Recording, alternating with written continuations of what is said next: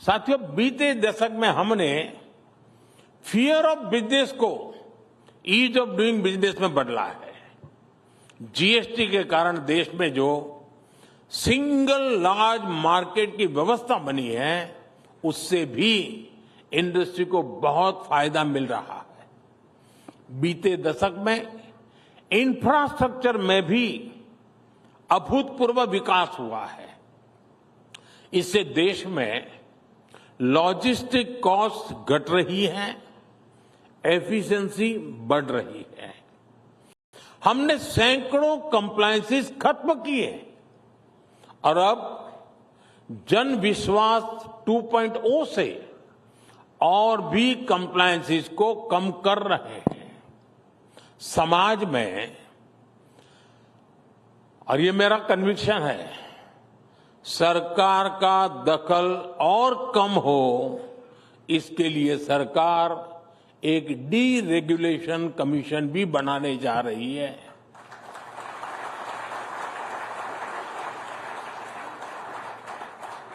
Friends, आज के भारत में एक और बहुत बड़ा परिवर्तन हम देख रहे हैं।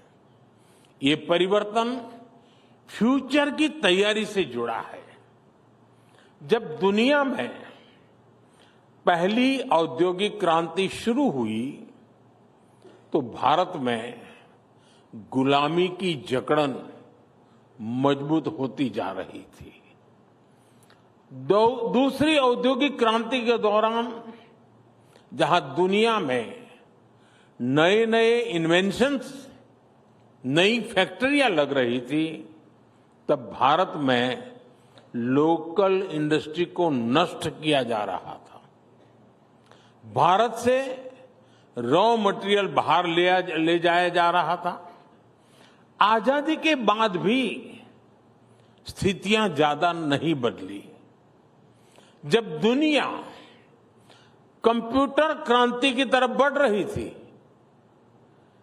तब भारत में कंप्यूटर खरीदने के लिए भी लाइसेंस लेना पड़ता था। पहली 3 औद्योगिक क्रांतियों का उतना लाभ भले ही भारत नहीं ले पाया, लेकिन चौथी औद्योगिक क्रांति में भारत दुनिया के साथ कदम से कदम मिलाने के लिए तैयार है।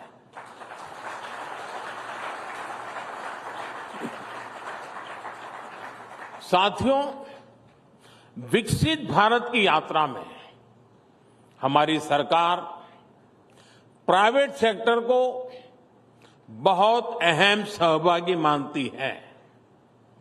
सरकार ने बहुत सारे नए सेक्टर्स को प्राइवेट सेक्टर के लिए खोल दिया है, जैसे स्पेस सेक्टर। आज बहुत सारे नौजवान, बहुत सारे स्टार्टअप्स इस स्पेस सेक्टर में बड़ा योगदान दे रहे हैं। ऐसे ही ड्रोन सेक्टर कुछ समय पहले तक लोगों के लिए क्लोज था। आज इस सेक्टर में यूथ के लिए बहुत सारा स्कोप दिख रहा है। प्राइवेट फर्म्स के लिए कॉमर्शियल कोल माइनिंग का क्षेत्र खोला गया है। ऑक्शंस को प्राइवेट कंपनियों के लिए लिबरलाइज किया गया है। देश के रिन्यूएबल एनर्जी अचीवमेंट में हमारे प्राइवेट सेक्टर की बहुत बड़ी भूमिका है। और अब पावर डिस्ट्रीब्यूशन सेक्टर में भी हम प्राइवेट सेक्टर को आगे बढ़ा रहे हैं, ताकि इसमें और एफिशिएंसी आए। हमारे इस बार के बजट में भी एक बहुत बड़ा बदलाव हुआ है। हमने, यानी पहले कोई ये बोलने की हिम्मत नहीं करता था, हमने न्यूक्लियर सेक्टर को भी प्राइवेट पार्टिसिपेशन के लिए खोल दिया है। साथियों, आज हमारी पॉलिटिक्स भी परफॉर्मेंस ओरिएंटेड हो चुकी है। अब भारत की जनता ने दो टूक कह दिया है, टिकेगा वही जो जमीन से जुड़ा रहेगा, जमीन पर रिजल्ट लाकर दिखाएगा।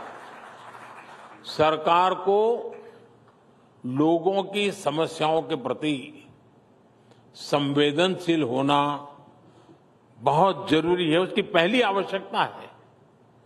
हमसे पहले जिन पर पॉलिसी मेकिंग का जिम्मा था, उनमें संवेदनशीलता शायद बहुत आखिर में नजर आती थी, इच्छा शक्ति भी बहुत आखिर में नजर आती थी।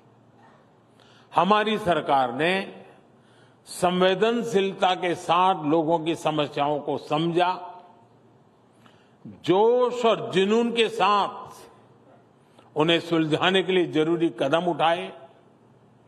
आज दुनिया की तमाम स्टडीज बताती है कि बीते दशक में जो बेसिक सुविधाएं देशवासियों को मिली है, जिस तरह वो एम्पावर हुए हैं, उसके कारण ही सिर्फ 10 साल में 25 करोड़ भारतीय गरीबी से बाहर निकल आए हैं।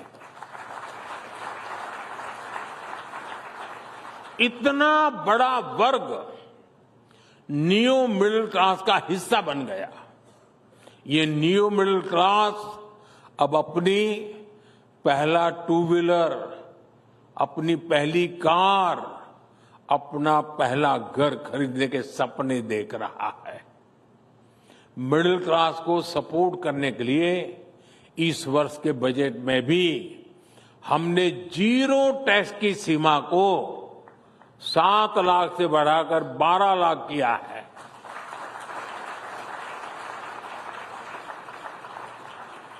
इस फैसले से पूरा मिडिल क्लास मजबूत होगा, देश में इकोनॉमिक एक्टिविटी भी और बढ़ेगी। ये प्रोएक्टिव सरकार के साथ ही एक सेंसिटिव सरकार की वजह से ही संभव हो पाया। साथियों, विकसित भारत की असली नींव विश्वास है, ट्रस्ट है। हर देशवासी, हर सरकार, हर बिजनेस लीडर में ये एलिमेंट होना बहुत जरूरी है। सरकार अपनी तरफ से देशवासियों में विश्वास बढ़ाने के लिए पूरी शक्ति से काम कर रही है। हम इनोवेटर्स को भी एक ऐसे माहौल का विश्वास दे रहे हैं जिस पर वो अपने आइडियाज को इंक्यूबेट कर सकते हैं। हम बिजनेस को भी पॉलिसीज के स्टेबल और सपोर्टिव रहने का विश्वास दे रहे हैं।